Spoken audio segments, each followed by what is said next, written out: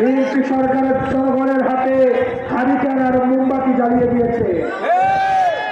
BNP সরকার আগে বিদ্যুৎ মানুষের বাড়িতে মাঝে মাঝে যেত, আর এখন বিদ্যুৎ মাঝে মাঝে আসে। বিএনপি সরকারের জনগণের হাতে হারিকেন আর মোমবাতি জ্বালিয়ে দিয়েছে। হারিকেন আর মোমবাতি ধরিয়ে দিয়েছে বিদ্যুতের পরিবর্তে। আমরা দেখেছি বিদ্যুৎ মন্ত্রী সংসদে দাঁড়িয়ে উনি অসত্য তথ্য দিচ্ছেন। উনি বলছেন সারা দেশে নাকি কোনো লোডশেডিং নাই।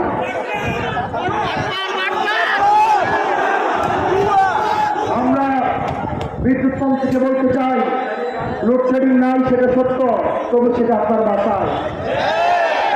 লোডশেডিং নাই সেটা সত্য, তবে সেটা আপনার অফিসে। আপনার বাসা থেকে এবং অফিস থেকে বেরিয়ে যখন জনতার কাতারে আসবেন, তখন দেখবেন 24 ঘন্টার মধ্যে 16 ঘন্টা ইলেকট্রিসিটি। জনগণ বিদ্যুৎ চায়, জনগণ লোডশেডিং